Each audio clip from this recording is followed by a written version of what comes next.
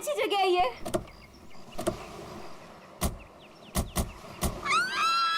यहाँ मैं और आयशा रहेंगे। वाओ, थैंक्स करण। इतना तो मैं कर सकता हूँ ना तुम लोग के लिए। अब तुम्हें और आयशा को उस सड़े हॉस्टल में रहने की कोई जरूरत नहीं। बिल्कुल सही कहा करण।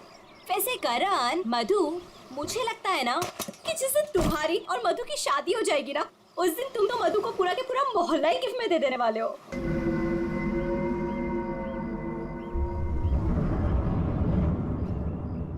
लगता है सामने वाले घर में कोई रहता है।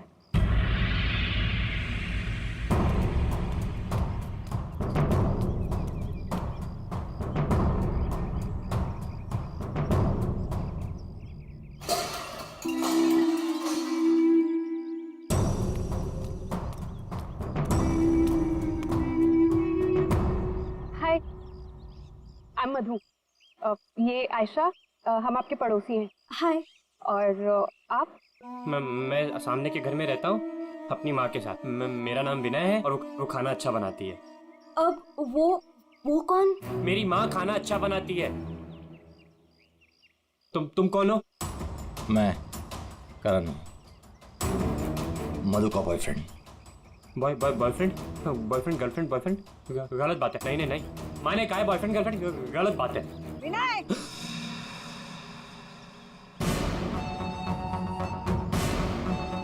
घर में चलो। कितनी बार मना किया है कि अजनबियों से मत बात किया करो। आ रहा हूँ ना। देखो, वो मेरी माँ है, उनको नमस्ते करो। अरे नमस्ते करो उनको।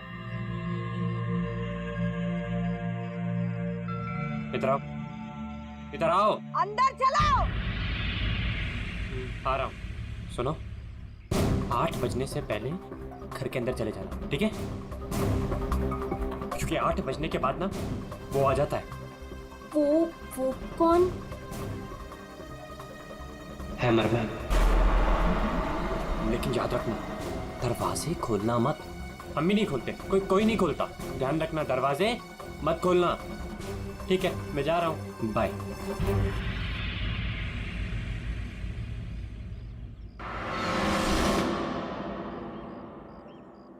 दिमाग खराब है इसका यार। इसकी माँ से बांध कर क्यों नहीं रखती है? क्योंकि उसकी माँ भी तो उसकी तरह अजीब ही है एक्चुअली। चलो सामान रखते हैं। यू आर ऑलराइट ना? या, आई एम फाइन।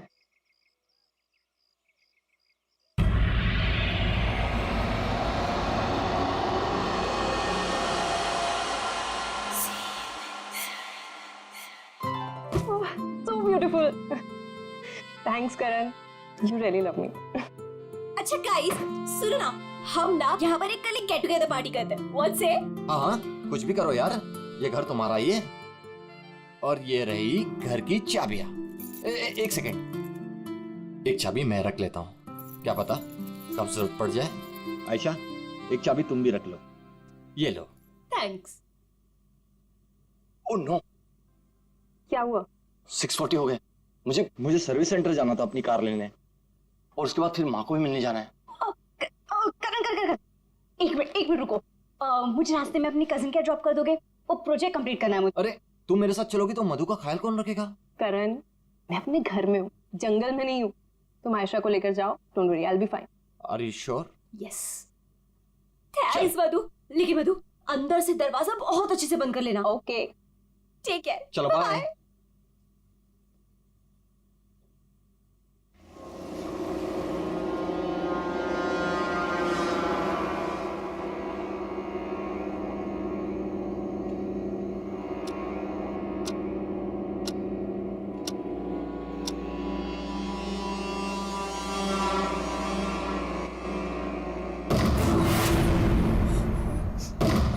कौन है?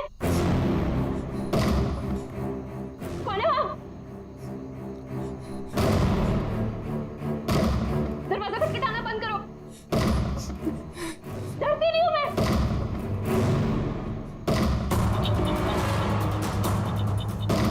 क्या करूँ? करण को फोन कर।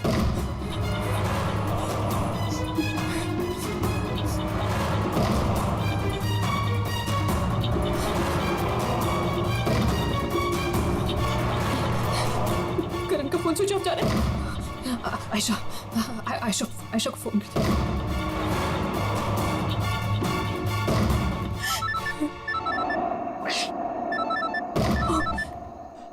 अब क्या करूं? अंधेरा करती हूँ।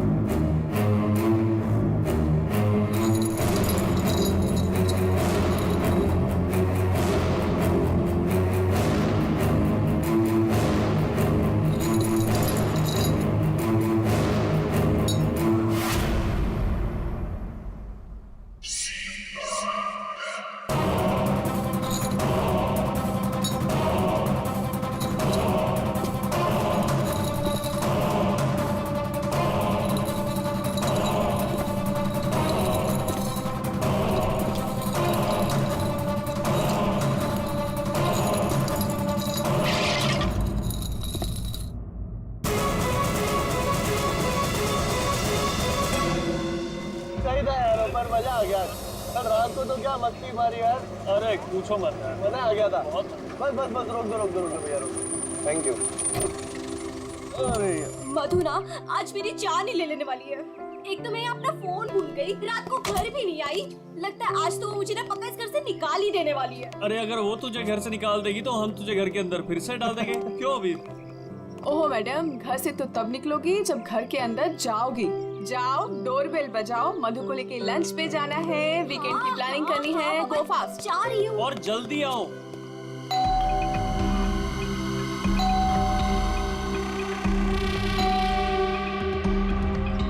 लगता है ना मैडम अभी तक सो रही है, दरवाजा ही नहीं खोल रही है। आयशा, तेरे पास इस घर की एक्स्ट्रा चाबी है ना? हाँ है। तो उस चाबी का क्या अचार डालेगी? जब चाबी है तो गेट खोलना, डोरबेल क्यों बजा रही है? ओह हाँ, मैं भी ना खोल। पागल हूँ।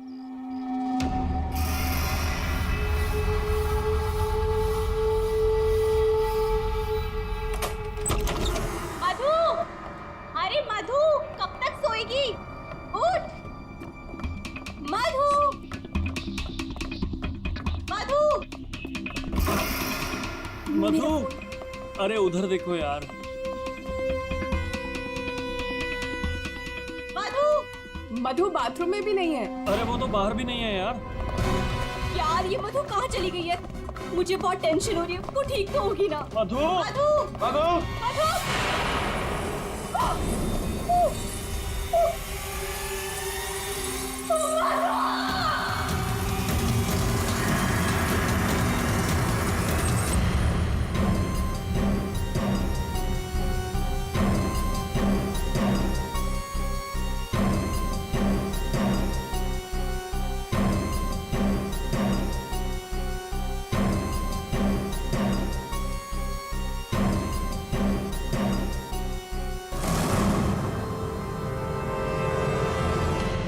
Abhijit,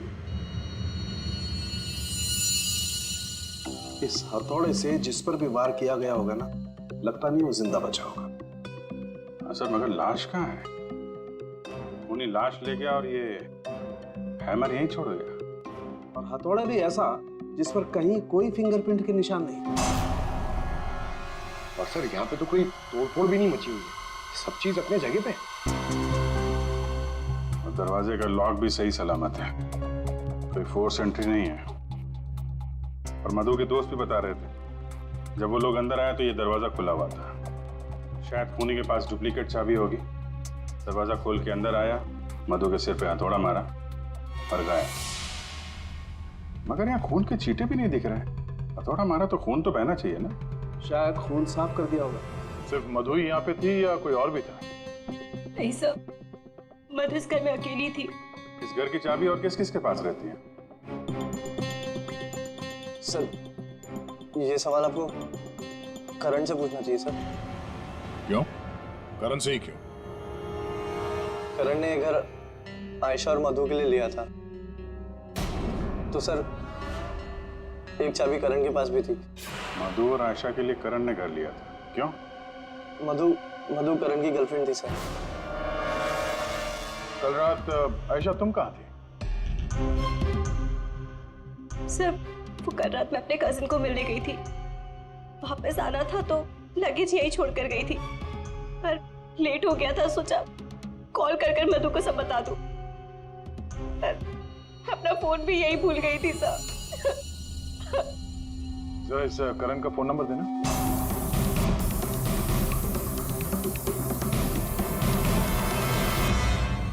sir of. वो मेरे पास उसकी मम्मी का नंबर है। कल करण जब मुझे कजिन के यहाँ छोड़ने गया था तो कह रहा था कि वो घर जा रहा है मम्मी के पास।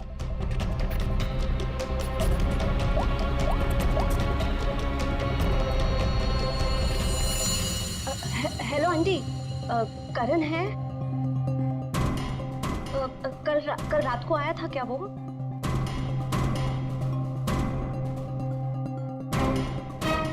नहीं आंटी, कुछ नहीं, हो सकता है मधु के यहाँ गया हो। मैं आपको बाद में कॉल करती हूँ।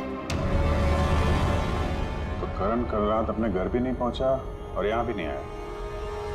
सर मुझे आपको एक बात बतानी थी।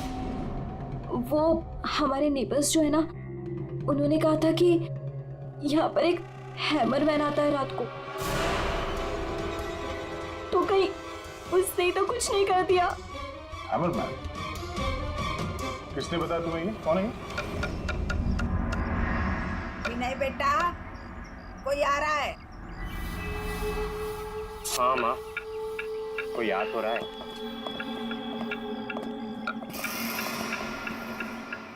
सब्जी काट रही है या लकड़ी काट रही है? काट वहाँ रही है, आवाज यहाँ तक आ रही है। रमोला जी, आपने कल इनसे हैमरमैन के बारे में कुछ बोला था क्या? आप ऑफिसर है, उस घर में कुछ हुआ है क्या? जी हम लोग सीआईडी से हैं। उस घर में क्या हुआ ये बाद में बताएंगे। पहले आप लोग ये बताइए, हैमरमैन कौन है? क्या बता रखा है इन लोगों को आपने? नहीं है वो सच में। रोज शाम को आता है और हैमर से दरवाजे और खिड़कियों पे ठोकता है। आप देखिए ना, वो उधर निशान बने। कल भी आया था रात को 8:30 बजे। सामने के घर में ठोक रहा था। इसीलिए मैंने पूछा कि उस घर में कुछ हुआ है क्या? आपने हैमरमैन को देखा है? देखा है। आपने हैमरमैन का चेहरा देखा? हाँ देखा है। कैसे दिखता है वो मास्क पहनता है। अच्छा, कल रात भी कुछ हुआ था? कुछ देखा है, सुना है आप लोगों ने? हाँ देखा था।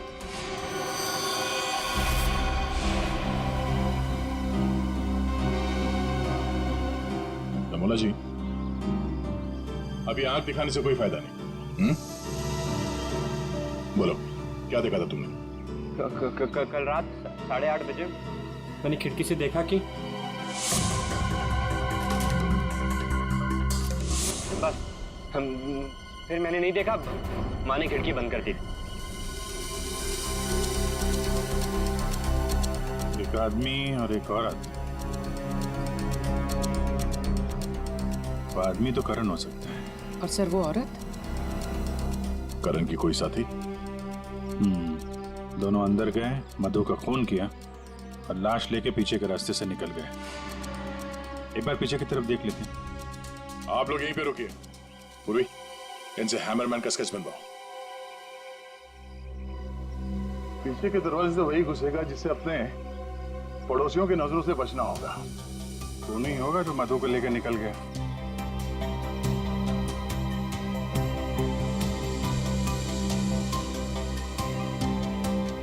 ऐसा कैसे हो सकता है कि कोई भी निशान नहीं छोड़ा? मधु को मार करके लेके गया तो भी कुछ ना कुछ तो छोड़ा होगा कोई।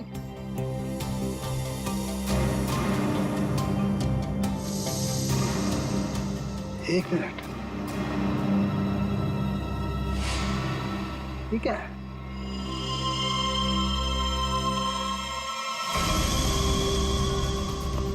कुछ अलग से?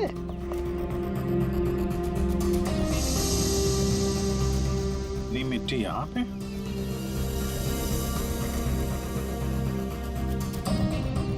लगता है किसी ने यहाँ पे पैर वैर धुले हैं, इसलिए मिट्टी यहाँ पे है।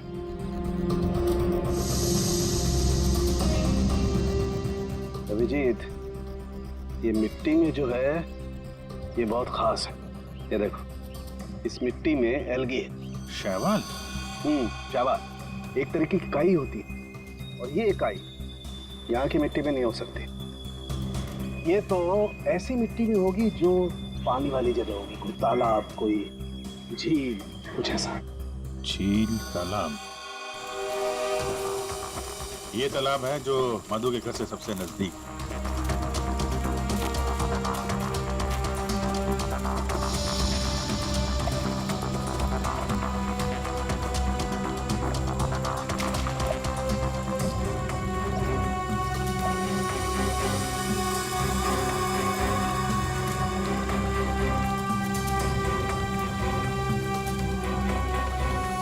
क्या अभिजीत,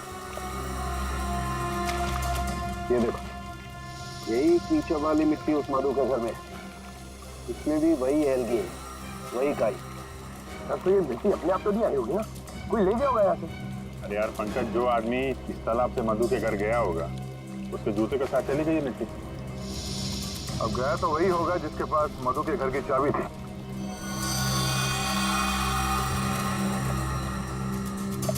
पर कौन गया होगा?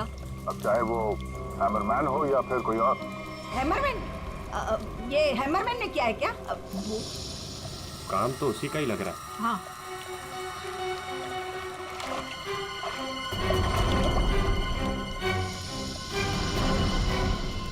हाँ, वहाँ नीचे कुछ दिख रहा है।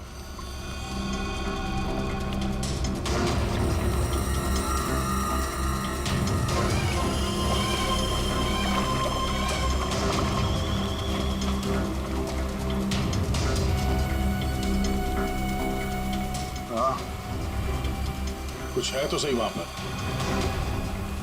डाइवर्स को बुलाते हैं और क्रेन भी।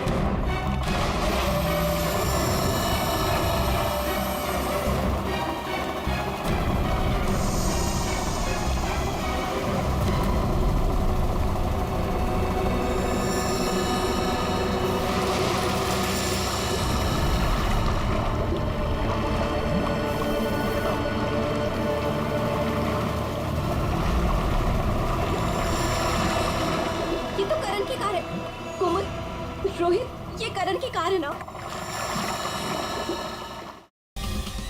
कोमल, रोहित, ये करण की कार है ना? पर करण अपनी कार इस तालाब में क्यों फेंकेगा? हो सकता है हैमरमैन लेकर आया हो। करण की कार का नंबर और इस कार का नंबर दोनों सेम है।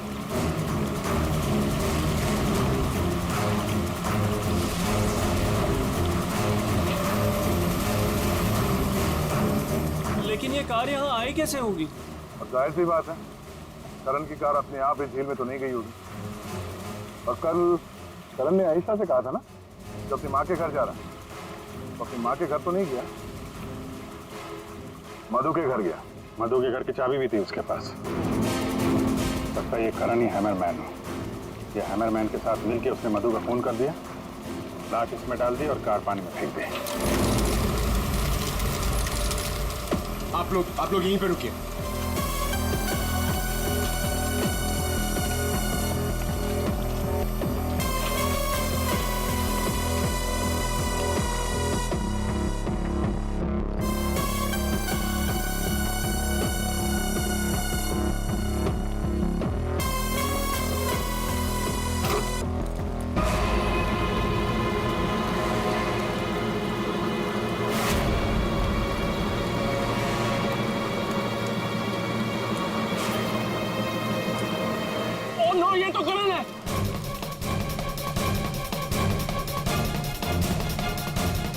प्लीज प्लीज आगे मत जाइए।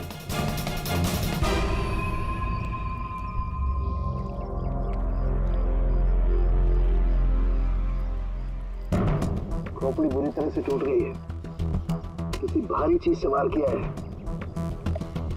थोड़े से ही मारा होगा, हैमरमैन ने मारा है। सर मतलब हैमरमैन ने करण को मारकर लाश गाड़ी में डाल दी और गाड़ी तालाब में फेंक दी। फेंका नहीं पूर्वी, इधर ढलान पे धक्का दिया और गाड़ी सीधा झील में। सर मगर अगर गाड़ी को धक्का मार के वहां तालाब में डाला है तो फिर ये नॉर्मल पतला दुबला आदमी नहीं होगा सर, ये हैमरमैन बहुत तगड़ा होगा सर, हट्टा कट्टा। या फिर दो लोग होंगे। अब एक करण तो मिल गया, मधु को ढूंढना है।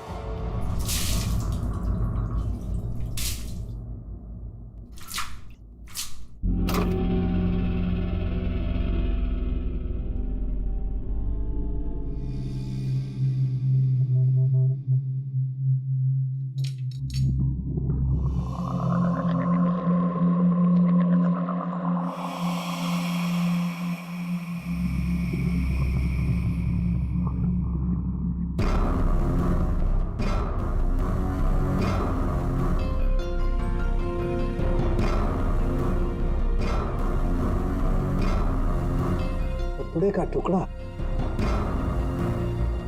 इस कपड़े के टुकड़े का रंग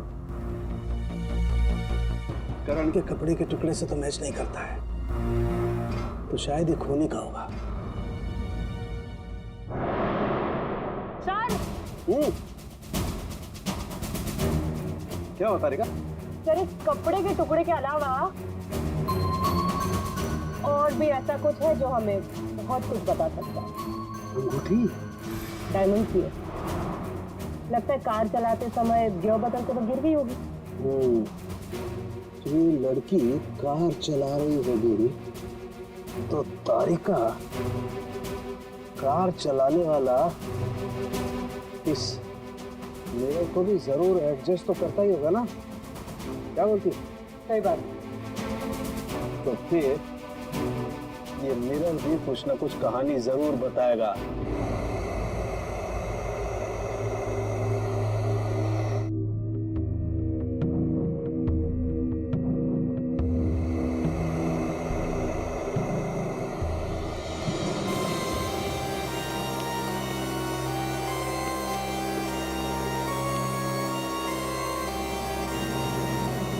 शीशे के बाल सुखा रहे हैं क्या?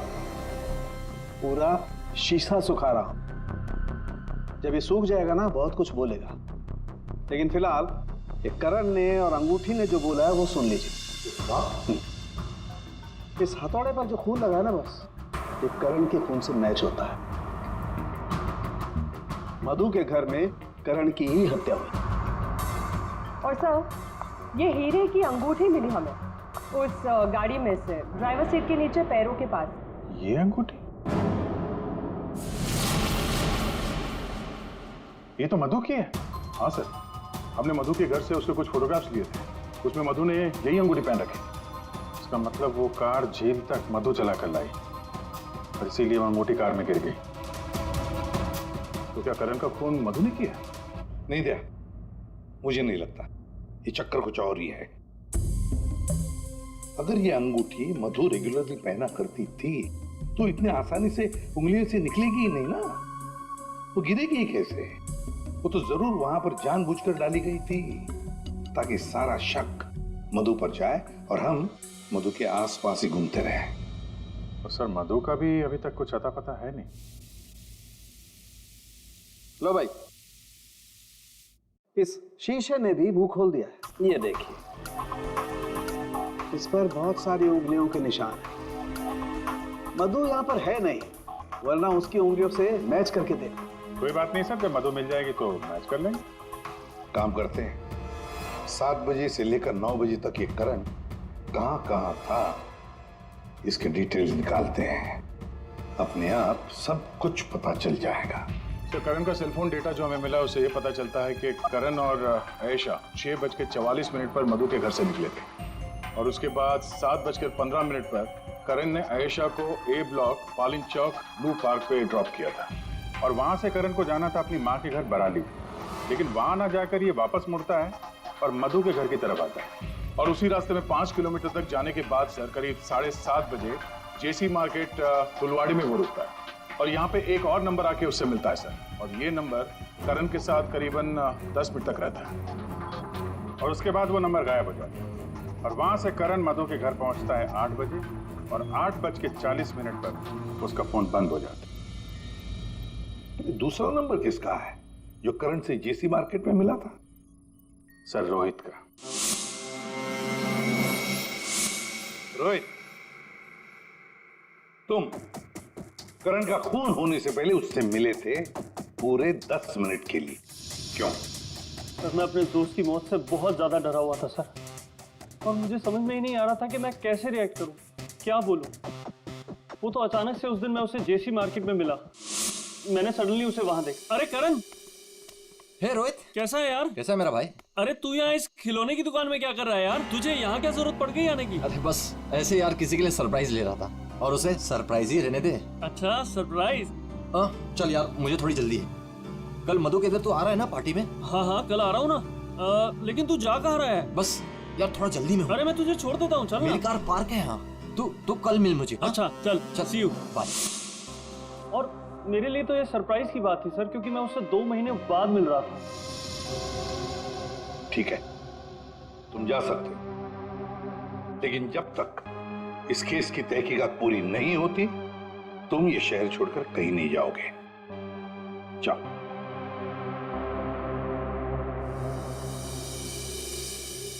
बड़ी अजीब बात है, ये करण अपनी मां से मिलने जाता है लेकिन वहां नहीं जाता, जाता है खिलौने की दुकान में। क्यों? तो फिर क्या खरीदता है वहां पर?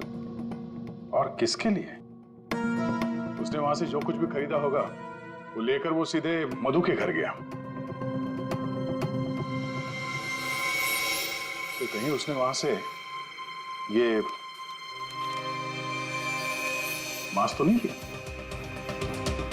और वहां से वो मधु के घर पहुंच गया जहां पे हैमरमैन उसका इंतजार कर रहा था, जिसने खून कर दिया उसका। अब ये तो कुमुद ही बता सकती है। कुमुद? सर आखिरी बार करण की बातचीत फोन पर कुमुद से हुई थी और विनय ने भी बताया था सर कि उस रात हैमरमैन के आने से पहले घर के बाहर उसने गाड़ी के हेडलाइट पे 2 लोगों को देखा था सर, एक लड़का और एक लड़की। और उस लड़की के हाथ में कुछ ऐसा था जो चमक रहा था।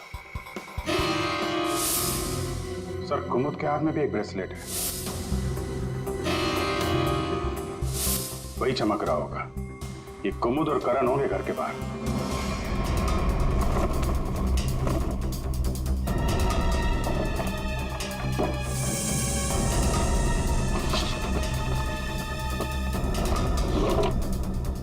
जब से करण की लाश मिली है तालाब में, तब से खूनी और भी होशियार हो गया। सर लगता है ये टीम बहुत छोटी है सर, कुमुद, मधु और ये हैमरमैन। लेकिन ये हैमरमैन मिले तो सही, अभी तक तो सिर्फ उसका हैमर ही मिला है तो उसने हमारे लिए छोड़ा है। मैन तो गायब ही है। सर ये कुमुद तो भागने की तैयारी से घर से निकली, सारे कपड़े लेकर भागी और उसका मोबाइल भी स्विच ऑफ आ रहा है। अरे ये कहां से आ गए यहाँ पे? कौन कहां से आ गया? ये देखो, इसका मतलब है ये कुमुद रमोला और विनय को पहले से जानती थी।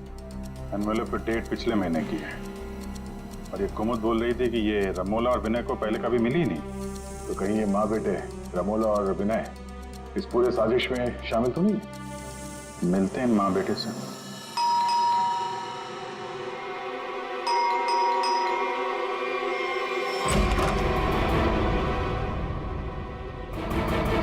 पूरी पंडित घर की तलाशी लो, देखो कोई है क्या अंदर।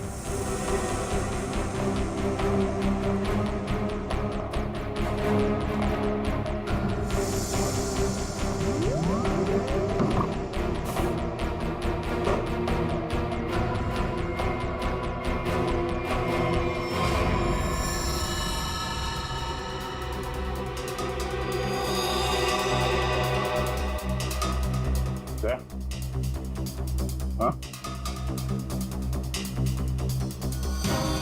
ये दीवार देखो यार,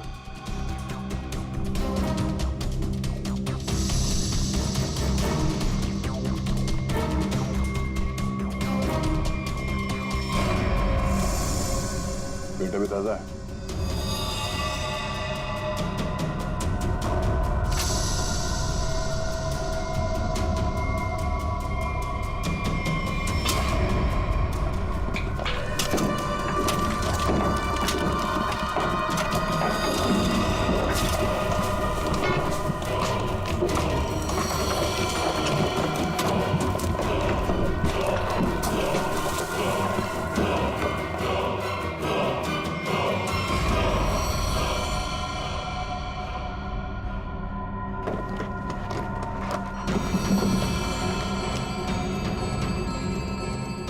ये तो मधु है। मार के गाड़ दिया दीवार के अंदर, इसीलिए हमें ये कहीं मिल नहीं रही थी।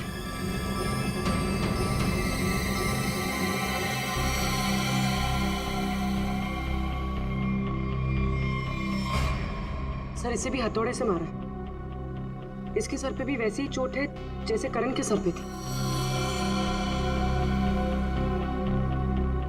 यार ये जो कुछ भी हुआ है कल रात 8:30 बजे के बाद ही हुआ है।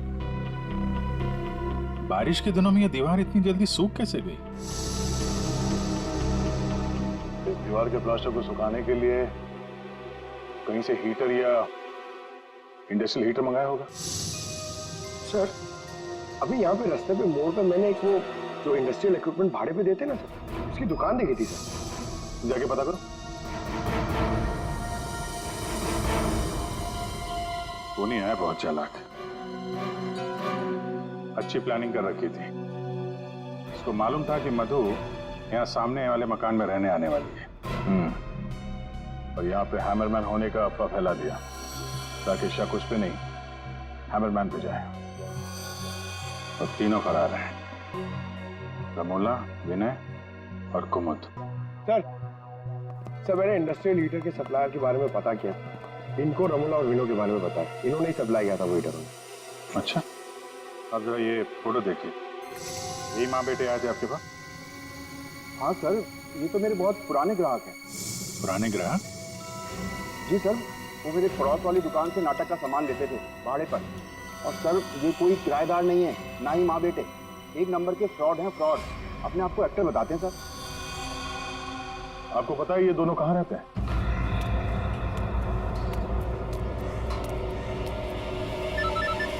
तो निकल, मैं मिलता हूँ। हाँ चल मिलते हैं। हेलो, मैं चंपा बोल रही हूँ, चाय पानी फिल्म से। हाँ जी बोलिए ना। आपकी एक्टिंग के इतने चर्चे सुने और आपका नंबर मुझे इतनी मुश्किल से मिला है। बस हमने डिसाइड कर लिया है, हम आपको अपनी अगली फिल्म में लॉन्च करेंगे। लॉन्च करेंगे मुझे? मतलब आखिर आपने मेरा टैलेंट पहचान ही लिया। हाँ, अब 1-2 दिन में शूटिंग शुरू हो जाएगी। बस एक प्रॉब्लम है, आपकी बड़ी बहन के कैरेक्टर के लिए कोई अच्छी एक्ट्रेस मिल नहीं रही। बस वो कंफर्म हो जाए तो हम शूटिंग शुरू कर देंगे। अच्छा बड़ी, अरे है ना, बड़ी बहन है। मैं आपकी प्रॉब्लम सॉल्व करता हूँ। अरे वाह, आपने तो मेरी टेंशन ही खत्म कर दी। आप अपनी गली के बाहर आ जाइए, मैं गली नंबर 7 पे खड़ी हूँ। अरे तेरी, अरे मौसी बाहर निकलो। क्या है? अरे बाहर निकलो। क्या हुआ?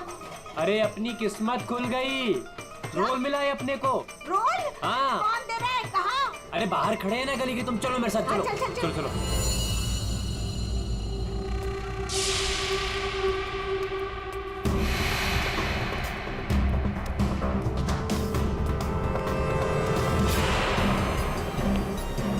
CID?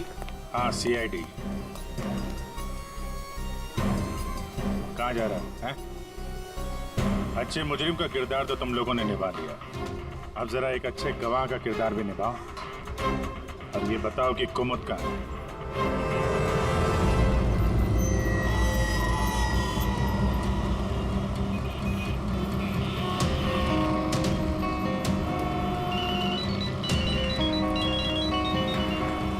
अरे तुम यहाँ हो, मैंने ध्यान ही नहीं दिया। तुमने क्यों कॉल किया मुझे? सब जानते हो फिर भी। अब मैं क्या करता? CID बुलाएगी तो क्या? आना ही पड़ेगा। CID? तुमने मुझे CID के कहने पे यहाँ बुलाया? मैडम आप बहुत स्मार्ट हैं, लेकिन हम आपसे ज्यादा स्मार्ट हैं। सर आप मेरी बात सुनिए। नहीं, बात सुनेंगे आपकी, लेकिन बेरो चल के सुनो। चलिए। कहाँ भाग रही मैडम?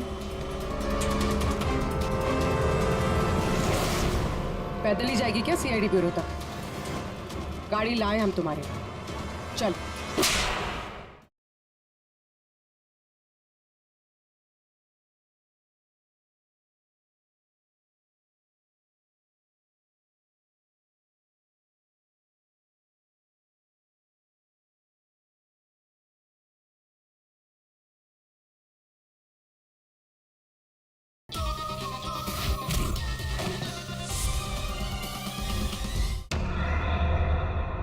कितना इंतजार करना पड़ेगा?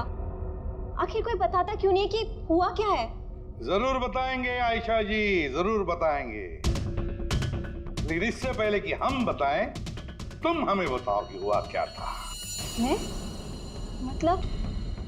मतलब ये कि आप और मधु एक नए घर में शिफ्ट होती है, जहां पहले से ही कुछ गड़बड़ चल रही होती है। ऐसे में आप मधु को उस घर में छोड़कर अपने किसी कजिन के घर चली जाती हैं, और तो और अपना मोबाइल फोन भी वहां रख के जाती है, ताकि मधु तुमसे तो मदद न मांगे। अजीब है ना? सर, मधु मेरी बहन जैसी थी। उसके साथ कुछ गलत करने के बारे में मैं सोच भी नहीं सकती हूँ। अच्छा, बहन जैसी थी? बहन तो नहीं थी ना? हाँ? अभीर, इस पूरे इन्वेस्टिगेशन में किसी ने तुम पर एक बार भी शक नहीं किया। क्यों? जो भी पूछा उसके बारे में तुम्हें कुछ पता ही नहीं। और जब मधु का खून हुआ उससे ठीक पहले तुम्हारा मोबाइल फोन स्विच ऑफ। कोई तुम पर शक क्यों करेगा? सर आप मुझ पर गलत इल्जाम लगा रहे हैं सर। मैं तो आयशा और मधु से सिर्फ 4 दिन पहले मिला था। मैं ऐसा क्यों करूंगा सर? और सर मेरा फोन पानी में गिर गया था, इसके लिए वो स्विच ऑफ है। हाँ, पानी में गिर गया था, उसी झील के पानी में जहां से करण की डेड बॉडी मिली थी। सर ये सारा प्लान तो विनय और अमोला ने सेट किया था। पैसों की लालच में ये दोनों इतना गिर गए कि इन्होंने अपने हाथ खून से रंग दिए, मधु को दीवार में चुनवा दिया। और सर अभी भी यही आलाप राग रहे हैं कि हमने कुछ नहीं किया। सच में हमने कुछ नहीं किया है। ये लो, फिर वही राग। हाँ? फंस गए थे हम। आपको हाँ कहते तो भी फंसते, और ना कहते तो भी फंसते। एक्टिंग करने हमें नहीं मालूम था इतना कुछ हो जाएगा। तो आप लोगों के हिसाब से मधु और करण का खून हम लोगों ने किया है? उन दोनों का खून तुम लोगों ने नहीं किया है, उन दोनों का खून किया है हैमरमैन ने। और वो हैमर हमारे पास है।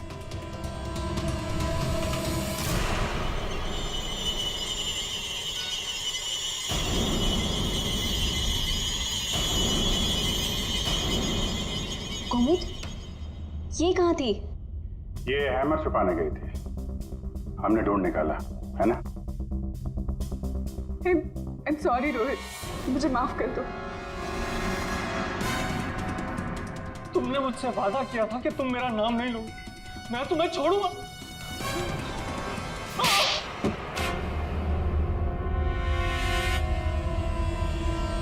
हाँ मैं हूँ हैमरमैन। क्यों मारा तुमने उन दोनों को? वो दोनों तो तुम्हारे दोस्त थे ना? कोई दोस्त नहीं, कोई प्यार नहीं, वो दोनों धोखेबाज थे।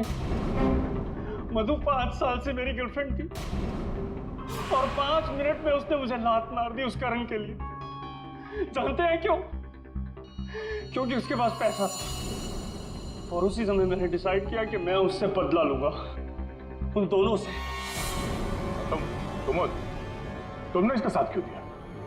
मैं रोहित से बहुत प्यार करती हूँ, मुझे उसका साथ देना पड़ा। तैयारी तो तगड़ी कर रखी थी तुमने। 3 महीने से प्लान कर रहा था मैं, उन दोनों को एक दर्दनाक मौत मारने की। बस इंतजार कर रहा था। 3 महीने का इंतजार? किस चीज के लिए? सही वक्त का इंतजार। और वो सही वक्त तब आया जब मुझे करण ने मधु के लिए घर ढूंढने के लिए कहा, और उसे मैंने ये वाला घर दिला दिया, और उसके बगल वाला घर मैंने कुमुद के नाम से रेंट पर ले लिया, और वहां इन दोनों घोचुओं को रखा, इन बेवकूफों को। और हैमरमैन बनने का प्लान बनाया। बन गए हैमरमैन, ताकि तुम पर कोई शक न करे। हाँ, मारना तो मैं करण को भी चाहता था, लेकिन उस रात नहीं। उस रात मैं सिर्फ मधु को मारने आया था। मैं हैमरमैन बनकर मधु के घर में घुस गया।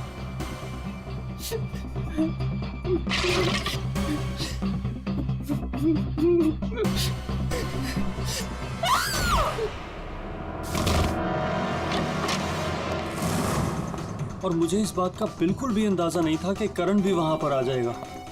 वो मधु के साथ मजाक करने आया था, नकली हैमरमैन बनकर। उसने मास्क पहना। जब मैंने उसे मार दिया तब मुझे पता चला कि वो दरअसल करण ही था। मैंने कुमोद, रमोला और विनय की मदद से दोनों लाशों को ठिकाने लगा दिया। रोहित जी, ये हथौड़ा हमें ना भी मिलता ना, तब भी तुम बच नहीं सकते थे, क्योंकि करण और मधु ने मरने के बाद भी हमें बताया कि खूनी तुम हो। रोहित, कुमुद, रमोला और विनय, तुम सब ने मिलकर मधु और करण का खून किया है। अब जेल में बैठकर हैमरमैन की नई नई कहानियां सुनाते बैठना इन सबको, तब तक फांसी का ऑर्डर तो आ ही जाएगा।